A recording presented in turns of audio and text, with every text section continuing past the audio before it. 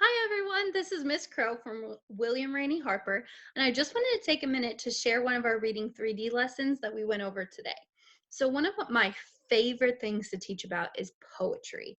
And so today we're actually going to look at a specific type of poems called a limerick. Now limericks are my favorite because they're so funny. They are funny, funny, funny. So what we're going to do, just to give you a heads up, is we're going to start from the basics of rhyming, and we're going to work our way up to a more difficult level of poetry. So if you're one of the younger grades, you can have the awesome practice with rhyming. But if you're in the older grades, hang with me for a minute because it's going to get more and more challenging. So without further ado, let me go ahead and share my screen. And what we'll see, that's my Zoom meeting. Let's go ahead and start with our presentation. So like I already said before, this is limericks. Limericks are super, super funny. We are going to be poetry bosses today, and that is for sure. So, our first thing to start off with is we want to start with what are some rhyming words? So, I kind of picked a random word. I picked the word foggy. At this time, if you want to pause the video, talk with somebody around you, what are some words that rhyme with foggy? Maybe you said doggy. Maybe you said soggy. But those are both words that kind of end in the same gy, gee, right? Now, I want us to think about what are some words that rhyme with blue. You can pause the video if you want to. One thing I want to point out is the question, do words that rhyme have to be spelled the same? So when we look at an example down below, I even put shoe and blue are two words that sound the same, but they're spelled different. Does that mean that they rhyme? In our book club today, we talked about this question, and we did, in fact, agree that it's okay if words are spelled differently. It's about the way that you hear them. And so that is that is the concept that we're going to follow through with the rest of this day. So now your job is to find any rhyming words that you can. I'll let you pause the video here if you want to. This word down below is door hinge, but go ahead and find as many rhyming words as you can. Okay, I'm gonna keep going, but hopefully you paused the video and you were able to find some of those rhyming words. A couple words that I wanted to point out because they are in all capital letters. This word right here and this word right here both end in O-V-E, but do they rhyme? Stove and move. Do they sound the same? I'm going with no. So no, they do not. What about this word over here, love? It ends in O-V-E as well. This is almost the same as move. So do move and love sound the same? Just some thoughts here. Let's go ahead on to the next one. We're going to read a couple of these limericks because they are so funny. So the first one is, oops, there was, yep.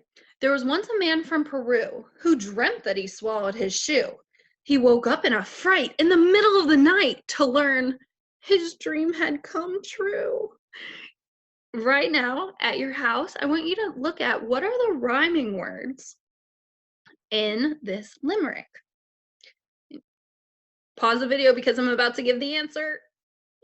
Okay, so our words that are rhyming are the first, Peru in line 1, shoe, and true. So the first, the second, and the fifth line rhyme. Well, now I look into our third and fourth lines and I see fright and night also rhyme. So that's a really cool example of a limerick. You can see that these two lines are actually like even a little bit shorter. Okay, we're gonna go to our next one. I know this big owl named Stu who stays up all night yelling, "Whoo." Once an old man walked by and he started to cry and he answered, "I don't have a clue." Go ahead right now and find the rhyming words. And I'm going to go ahead and give you the answer that our awesome 3D reading class found out. They realized that stew, who, and clue rhyme. They also noticed that buy and cry rhyme as well. Now, somebody had mentioned that there were some rhyming words inside of the passage, and that is true too. Inside of the poem, there might be rhyming words too. Let's go to the next one. I know a schoolboy from Dubai who was baked by mistake in a pie. To his mother's disgust, he emerged through the crust and exclaimed, "What a good boy am I!" Oh my goodness, that is a shocking poem. Go ahead right now and take a second and find those matching words. Those rhyming words, not matching. Sorry, my bad. All right, we're going to go on to our next one. And this is an awesome example of a limerick because this place right here may or may not exist. But we want to see if our rhyming pattern is still being followed. There were once two cats from Kilkenny. Each thought that was one cat too many. So they started to fight and to scratch and to bite. Now, instead of two cats, there aren't any. That is shocking. All right, we're going to go to, I believe that this is our last one. And I really want you to think about the meaning of this as well as where the rhyming words are. So I know a young fellow named Vin who is really remarkably thin. When he carries a pole, people say, "Bless my soul, what a shock to find out you've a twin." What? So first let's think about what in the world does this limerick mean?